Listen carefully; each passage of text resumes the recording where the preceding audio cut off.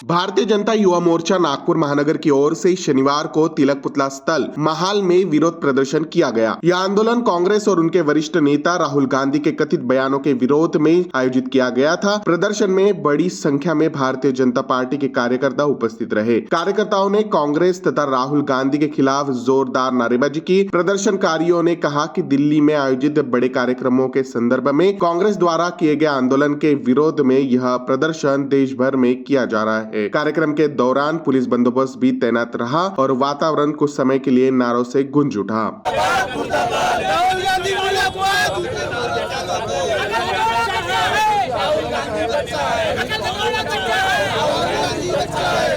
आज आंदोलन करताय तुम्ही, नेमका काय कारण आहे यामागे? तुम्ही एक नारा जे आहे राहुल गांधीचा पोस्टर सुद्धा बघा, देशामध्ये दिल्लीमध्ये यायचं संमेलन सुरू असताना काँग्रेसच्या लोकांनी जे तेथे घुसून अर्धनग्न प्रदर्शन केलं आहे, त्याच्याने काँग्रेसची विकृत मानसिकतेचा विरोध करण्यासाठी भारतीय जनता युवा मोर्चा नागपूर महानगर आज रस्त्यावर उतरलेला आहे। एकीकडे आम्ही महात्मा गांधींचे फोटो आणले आहे। एक राष्ट्रपिता महात्मा गांधी यांनी देशाची गरिबी हटावी म्हणून त्यांनी आपले वस्त्र त्याग केले होते आणि दुसरीकडे देशाची प्रगती होत असताना 20 राष्ट्राध्यक्ष देशामध्ये येत असताना, देशामध्ये इन्फ्रास्ट्रक्चर डेव्हलपमेंट येत असताना राहुल गांधी आणि काँग्रेसचे लोक आपले कपडे काढताय। याच्यापेक्षा दुर्भाग्य या काँग्रेसचं काय असू शकते?